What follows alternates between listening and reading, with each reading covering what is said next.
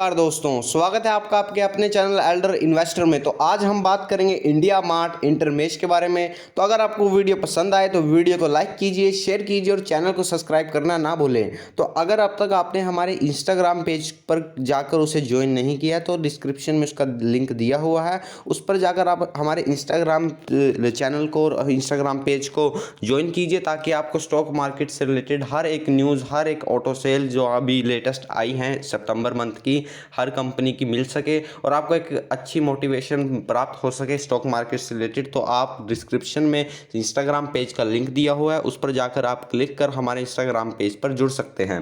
तो दोस्तों आज हम बात करेंगे इंडिया मार्ट इंटरमेश के बारे में। इंडिया मार्ट इंटरमेश में आज आपको एक लगभग 1% के आसपास, 1% के आसपास आज आपको एक गिरावट देखने को मिली। लगभग 70 रुपये के आसपास ये स्टॉक गिर चुका था, स्लिप हो चुका था अपने कल के हाई से, मतलब थर्सडे के हाई से। तो आज हम बात करेंगे कि अगर आपने स्टॉक ऊपर के स्तरों पर लिया हुआ है, मान लीजिए अगर आपने स्टॉक 9,950 के आसपास लिया हुआ है, 9,000 पर लिया हुआ है, तो आपको स्टॉक में क्या आपकी रणनीति रहनी चाहिए। पर ये वो वीडियो दोस्तों, मैं आपको एक बात कहना चाहूँगा कि ये वीडियो सिर्फ और सिर्फ एक लॉन्ग टर्म इन्वेस्टर के लिए है, क्योंकि ये स्टॉक ही लॉन्ग टर्म इन्वेस्टिंग के लिए है। ये स्टॉक आप, मैं एक बार और कहूँगा कि ये स्टॉक सिर्फ और सिर्फ लॉन्ग टर्म इन्वेस्टिंग के लिए है। अगर आप इस स्टॉक में शॉर्ट टर्म के लिए आए हो तब आपको इस स्टॉक में थोड़ा आपको कंजर्वेटिव होना पड़ेगा, आपको अपनी रिस्क मैनेजमेंट देखनी पड़ेगी क्या कि आप कितना रिस्क उठा सकते हो। तो अब हम बात करेंगे कि आज मैं आपको एक पॉइंट ऑफ व्यू रखूँगा कि लॉन्ग टर्म इन्वेस्टिंग में इस स्टॉक में हमें कैसी ग्रोथ नज़र आती है।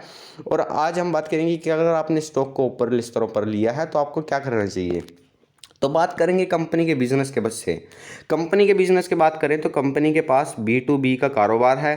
कंपनी के पास 60% के आसपास मार्केट शेयर है। अब फिलहाल अभी देखा जाए तो इंडिया के अंदर B2B की जो पेनिट्रेशन है वो बहुत ही ज़्यादा कम है। मतलब हिंदी में बताऊं तो आपको जो B2B बिजनेस, मतलब एक जो बायर होता है वो एक बायर को एक सेलर से जोड़ना, ये एक B2B बिजनेस कंपनी का काम है। तो यहाँ पर हम बात करेंगे कि जो इसका जो फैलाव है, जो इसका इंडिया में एक पेनिट्रेशन, एक मतलब एक गहराइयों की जो जड़ें हैं वो इतनी नहीं फैली हुई हैं B2B बिजनेस में। तो ग्रोथ अपॉर्चुनिटी बहुत ही ज़्यादा है। यहाँ पर कहा जा रहा है कि 36% के CAGR से आपको आने वाले 5 सालों में, याद रखिए दोस्तों, मेरे वर्ड को ध्यान रखिए, यहाँ पर इनका अनुमान है कि 36% के CAGR मतलब एनुअल कंपाउंडेड रेट से इनकी ग्रोथ हो सकती है। तो ग्रोथ तो एक बहुत ही ज़्यादा ग्रोथ है, तभी आपको स्टॉक प्रीमियम वैल्यू पर ट्रेड करता हुआ मिलेगा। जब स्टॉक ने अच्छे रिजल्ट नहीं दिए थे तब भी इस स्टॉक का पी लगभग 75 से 70 के पी पर ये स्टॉक का पी ट्रेड हो रहा था, जब भी वो प्रीमियम पर ही था। तो यहाँ पर हम बात करेंगे कि क्या हमें लगता है कि आने वाले वक्त में क्या होगा। देखिए, कंपनी में जो मोनोपोली है, कंपनी के पास मार्केट शेयर है, ये एक गुड पॉइंट है। पर आने वाले वक्त में न्यू प्लेयर भी देखिए इस सेक्टर में आएंगे, वहाँ पर एक कंपटीशन ज़रूर इनका इंक्रीज़ हो जाएगा। वहाँ पर इन्हें एक आपको लगा सकते हैं कि आपको एक जो कॉम्पिटिटिव एडवांटेज है इस जिनके बाद वो हल्का सा डिक्रीज होते हुए देखने को मिलेगा। ये एक एग्रेसिव काइंड, अगर आप एक रिस्की इन्वेस्टर हैं, अगर आप एक एग्रेसिव इन्वेस्टर है, जिस तरह से हम जोमेटो की बात करें, जोमेटो में भी आपको यही देखने को मिलेगा कि जोमेटो में अगर आपको वेरी बिग डिप, जिनकी डार्क पॉकेट है, जिनके पास पैसा बहुत ज़्यादा है, वो इनके साथ जोमेटो के साथ प्राइस वॉर कर सकते हैं। इसी तरह इंडिया मार्ट में है कि इंडिया मार्ट में अगर न्यू प्लेयर आ जाएं तो वहाँ पर इनकी किस तरह से रणनीति रहेगी, किस तरह से ये अपने आप को मैनेज करते हैं, किस तरह से। खैर इंडिया मार्ट में अभी फ़िलहाल न्यूज़ भी आई थी कि इंडिया मार्ट ने 10 करोड़ की एक एक्स्ट्रा इन्वेस्टमेंट की है एक कंपनी में, और 1-2 महीने के पहले बात है, कंपनी ने 22 करोड़ के आसपास एक इन्वेस्टमेंट की थी। देखिए, कंपनी तो लगातार एक्सपेंड कर रही है अपने बिजनेस को। पर आपको क्या लगता है, अगर आपको लगता है कि आने वाले वक्त में कंपनी बहुत अच्छा ग्रो करेगी, देखिए मुझे ऐसा लगता है कि 5 साल तक तो ये कंपनी बहुत अच्छा कर सकती है। ये देखिए, इन कंपनी को प्रेडिक्ट करना बहुत मुश्किल है, बल्कि मैं ही गलत हूँ क्योंकि मैं कंपनी को प्रेडिक्ट कर रहा हूँ, क्योंकि प्रेडिक्शन तो एक स्पेकुलेशन हो चुका है। यहाँ पर हम कह नहीं सकते कि कंपनी का ग्रोथ कितना होगा। देखिए, अगर कंपनी इसी तरह से ग्रो करती है तो कंपनी में बहुत मार्वलस ग्रोथ है। कंपनी के अंदर एक बहुत ही अच्छी ग्रोथ है, कंपनी के अंदर आपको एक बहुत बेहतरीन ग्रोथ, प्रॉफिट और अर्निंग। और एक बात और ध्यान रखनी चाहिए, कंपनी के प्रॉफिट और मार्जिन लगभग 48% के आसपास है, जो कि एक बहुत ही बेहतरीन प्रॉफिट मार्जिन है। पर कंपनी के जो मैनेजिंग डायरेक्टर हैं उन्होंने कहा है कि ये मार्जिन घटकर लगभग 40% के आसपास आने वाले वक्त में आएंगे, क्योंकि अगर कंपनी एक्सपांड करेगी तो कंपनी को एक डिस्काउंट तो देखिए देना पड़ेगा, तभी कंपनी के पास और नए कस्टमर आएंगे। इनका ये भी टारगेट है कि ये हर क्वार्टर में लगभग 5000 कस्टमर को नए ऐड करें। तो ये भी एक इनके अच्छे स्टेप हैं। कंपनी एक कंजर्वेटिव उससे एक एग्रेसिवनेस से कंपनी आगे एक्सपेंड कर रही है। पर आपको हमेशा एक बात ध्यान में रखनी चाहिए कि जो जिनकी जैसे यहाँ पर हमें एक बात और ध्यान रखनी है कि जो अमेज़ॉन बिजनेस है वो भी इंडिया में एग्जिस्ट करता है, जैसे उड़ान है, ये भी एग्जिस्ट करते हैं। पर हाँ, हम कह सकते हैं कि इतना आसान नहीं होगा किसी कंपनी को दूसरी कंपनी को रिप्लेस करना, क्योंकि जब पतंजलि आई थी, आपको हमेशा एक बात ध्यान में रखनी चाहिए दोस्तों कि जब पतंजलि आई थी तब भी लोगों ने कहा था कि डाबर का फ्यूचर फिनिश है, डाबर ख़त्म है, डाबर का स्टॉक प्राइस को बेच दो, फलाना ढिमका, और पता नहीं ना जाने क्या क्या कहा था। पर आप देख सकते हैं तब भी डाबर के स्टॉक में आपको गिरावट देखने को मिलती, पर डाबर के स्टॉक ने तब से कंसिस्टेंट आपको ग्रोथ दिखाई है।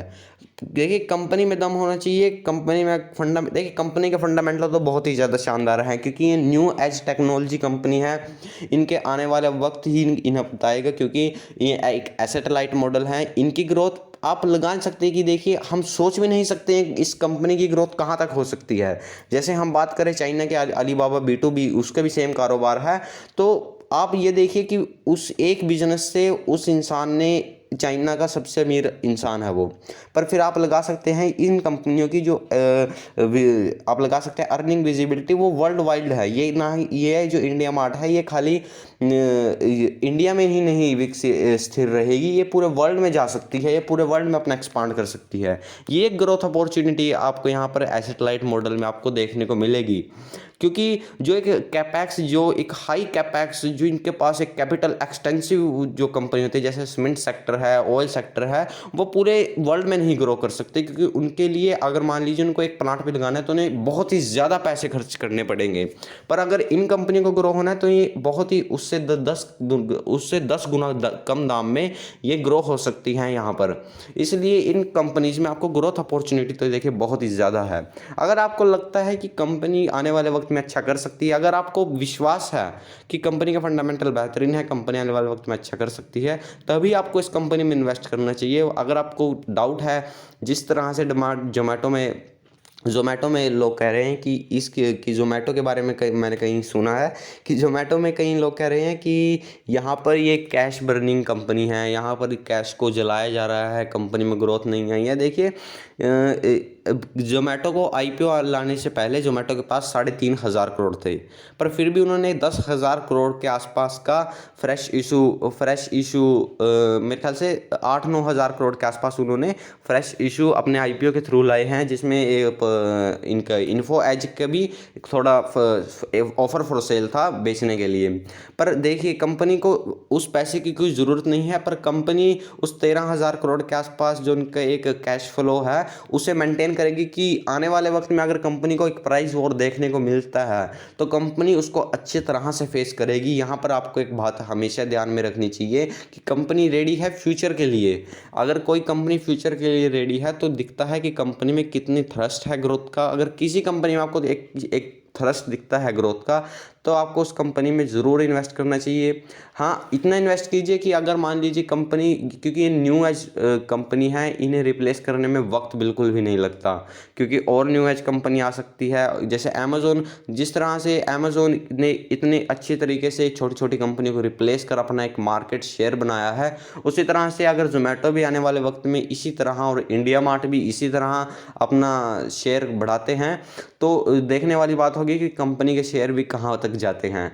मुझे यकीन है कि आने वाले वक्त में इंडिया मार्ट एक अच्छी ग्रोथ दिखा सकता है, क्योंकि जिस तरह से क्योंकि कंपनी भी इनकी बहुत पुरानी कंपनी है। कंपनी ऐसा नहीं है कि कंपनी एक बहुत ही नई कंपनी है। कंपनी ने 2008 के भी इकोनॉमिक क्राइसिस झेले थे, हालांकि उस वक्त कंपनी का स्टॉक प्राइस लिस्ट नहीं हुआ था, पर फिर भी कंपनी ने एक अच्छी ग्रोथ दिखाई है। कंपनी का प्रॉफिट में भी आपको एक अच्छी ग्रोथ देखने को मिली है।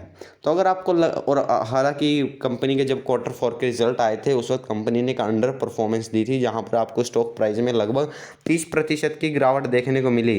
पर 30% की गिरावट देखने के बाद आपने देखा कि कंपनी के स्टॉक प्राइस जब फ्यूचर एंड ऑप्शन FNO में लिस्ट हुआ तब आपको देखने को मिला कंपनी के स्टॉक ने एक लगभग बहुत ही अच्छी तेज़ी देखने को मिली।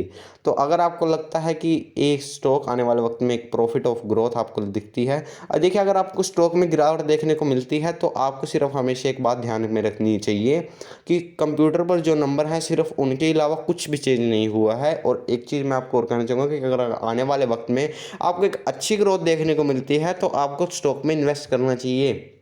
अगर आपको उस बिज़नेस के बारे में पूरी नॉलेज है, आपको अंदर तक जानकारी है कि क्या किस तरह से ये वर्क करता है, किस तरह से इनका एक्सपांशन होगा, तो आपको इन स्टॉक में ज़रूर इन्वेस्ट करना चाहिए, क्योंकि ये एसेट लाइट मॉडल है, इनकी ग्रोथ को प्रेडिक्ट करना बहुत ही ज़्यादा मुश्किल है।